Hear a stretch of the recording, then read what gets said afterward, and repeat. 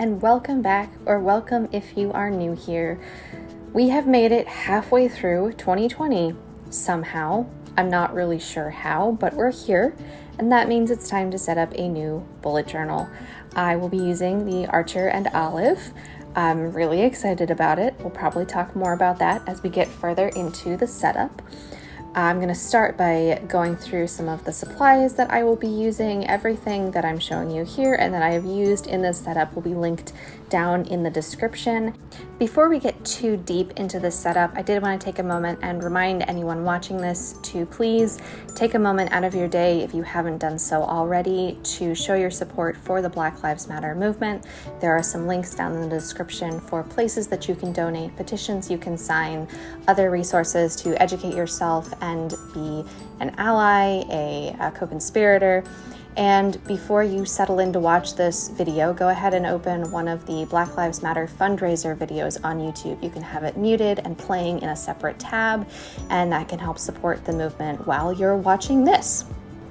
I've actually been accumulating supplies for this setup and holding onto this journal for a half a year. I actually received this as a Christmas gift from my in-laws, and I've been holding on to it, waiting to use it because I had already done my 2020 setup in my Scrivwell journal and I didn't want to just scrap that. So I have been so patient and waiting to use this, and I'm really excited to be diving in. I'm actually starting on the end pages in this journal, and my setup is heavily inspired by Amanda Rachel Lee's April 2020 setup. She did the now famous Lofi theme in her bullet journal, and it really struck a chord with me. I loved the simple illustrative style. I loved the mood. It was fantastic. And I wanted to evoke sort of that same feeling. My doodles are not quite as good, but I'm still really happy with it. It didn't turn out exactly perfect. It didn't turn out exactly the way that I had planned or wanted, but I'm really happy with it. And I intend to keep practicing my doodling so that I can, get better, that thing that you do by practicing. So I'm just doing a little vignette scene on the end pages here, and I'm not doing the entire setup. I'm going to be doing what's called a shaker window. I will leave the link for the tutorial video that I used down in the description, and I'll be doing that setup in a separate video, so stay tuned for that. Basically, you know how there's always that first page of a bullet journal that's really awkward because it's sort of glued to the end page? For my Scrivwell journal, I decided to create a shaker window and basically just glue those pages together and have a little window, a little see-through window in between them. And that's what I'm going to be doing again in this Archer and Olive journal. So there'll be like an actual window where the window is in the drawing. I really hope that made sense. But like I said, that'll be a separate video, so stay tuned. I'm just doing a little scene of a room. It's not really based on anything. It's just sort of an idealized room with a desk and some shelves, and there's books and plants. And so it's not real because I look at plants and they die. I am not a real life plant person, even though I find them very beautiful and aesthetic and all that goodness. And normally with a drawing like this, I'd be a lot more careful. I would base it off of something, and I would be a lot more diligent on pre-planning, I guess, and using a ruler and all that. But I really wanted to go with an organic feeling. That was what I liked so much about Amanda Ridgely's setup, was it felt really just natural.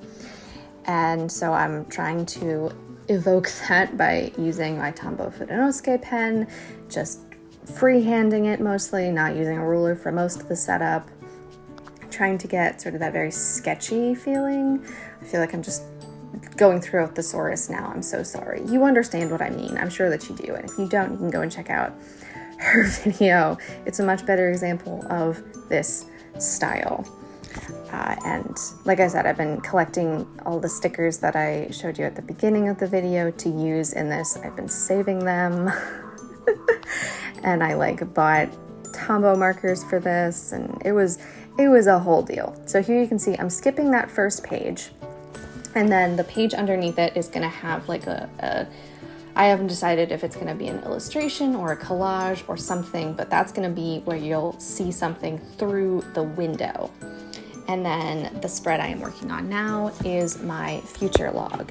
I am doing September through August because this journal will begin for August. I had originally planned to start this journal in July, but then I had enough pages left in my Scrivwell and I decided not to be wasteful. So I changed it up, which is why I am not going to put in the numbers in my future log, because what I had drafted was the numbers for August through July, meaning if I tried to do the numbers without like cross-checking it on my phone, everything would be wrong.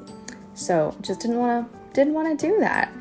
So you can see all the numbers filled in, I guess, if anyone cares about that, in the second part of this setup. The way that I decided to do each of the months in the future log is to have them be like a little wall hanging calendar. So I did use a ruler, as you saw, but I used it very lightly, and then I'm not using a ruler for the top and bottom, and each calendar has like these little folded corners, and it's a little sporadic, just to have it feeling, again, very natural, very organic, something that you could find like on someone's wall. The other thing I wanted to talk about for sort of clarity's sake is the way that I have done this setup. Sometimes when I'm doing a bullet journal setup, I will go through every spread in a linear fashion. So it's like the first one and then the second one, the third one, etc. Most of the time I don't do that. And I think a lot of people don't necessarily do that.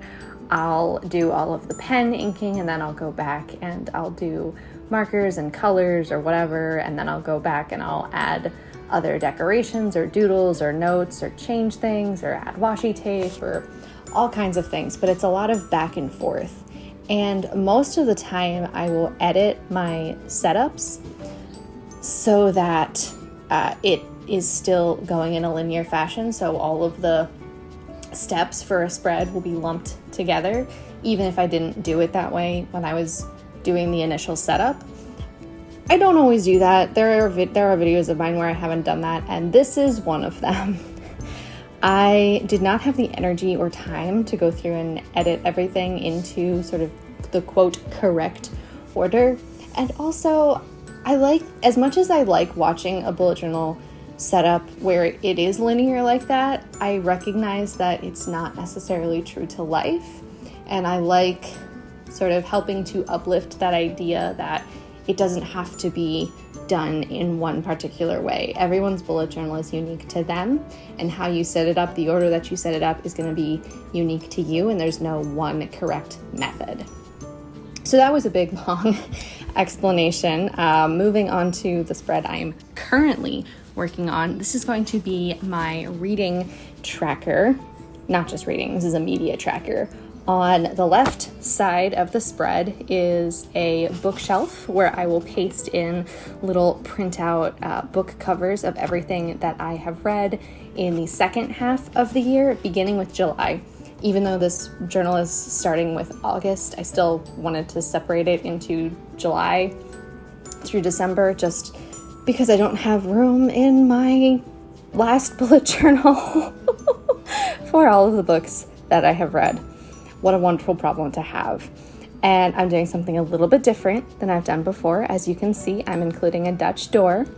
The side of the Dutch door, the interior side, yeah, that seems right, that I'm setting up right now is going to be a place to make notes about movies and TV shows and books that I want to keep track of and read. Honestly, I don't need a huge amount of space for this, which is why I decided to go with this format. And then this exterior side, quote, the other side of the Dutch door is going to be a place where I can doodle in my favorites. This is an example of what my current reading tracker looks like in my current bullet journal, and it is overfilled. I have read more books than that, ran out of room pretty badly, which is why I have started printing out my book covers a little bit smaller, and I gave myself a lot more room. And then lastly, the very last page in this spread is going to be a place to include TV shows and movies that I have watched, because currently I don't really have a way of tracking that. And that makes me sad because I love movies and I really, really love TV shows, and I love a way to keep track of the things that I watch, not just the things that I read. Again, adding in a little bit of color, keeping it minimal and neutral. I love these colors. These are some of my favorite Tombow markers currently. I love that it's, again, very neutral, very natural, very organic. How many times am I going to use those words? I am so sorry. But I was keeping it to look sort of like picture frames and a bulletin board and shelves. So that's sort of the idea there. Moving on to my wellness spread. Like the one that I set up earlier this year, this is going to be a place to keep notes and tracking for my mental health. I'm once again doing a Dutch door in the middle for my yearly mood tracker, and the other side of the Dutch door is going to be a period tracker. And then the final page in the spread is going to be a few boxes similar to the Dutch door in my media tracker spread, where I can fill in some collages, some notes, some ideas, some affirmations, reminders, all kinds of good stuff. But before we can get into any of that, we've got to do the dreaded yearly tracker, making all of those little tiny squares. And I have not included that. We're just not going to do that. I've drawn the rectangles and I have filled in, as you can see, my little circles where I'm going to add the appropriate colors and symbols for my mood tracking and period symptom tracking, the numbers and the months down at the bottom. And that's all, because no one needs to see that many lines. No one. I don't know. I love the way that it looks and I love filling it in, but man, do I hate doing it and editing it. Gosh. So you can see here I'm drawing a couple of little shelves. I'm going to create a space in the upper left-hand corner where I'm going to fill in my mental health specific goals. I'm probably going to include a treatment plan in there somewhere. I don't know. I haven't decided yet. And just, paste things in as they are needed. I had an open page in my wellness tracker from my first bullet journal of the year, and I never ended up filling anything in. That's kind of what usually happens. If I don't know what I want and have it drafted and ready to go in the initial setup, I never end up doing anything with that spread. So I wanted to be sure to do something so that I could fully utilize the space, if that makes sense. Moving on once again to my goals tracker, doing pretty simple idea here of a clipboard and then a couple of post-its. The clipboard is going to have my goals for the entire year, both those that I have achieved and the ones that I'm still working on, as well as any that I have added. I actually, at the time that I'm recording this voiceover, have not finished my 6-month check-in to see how I'm doing on my goals and journal about the highlights and the challenges and all of that stuff. I haven't even done that yet.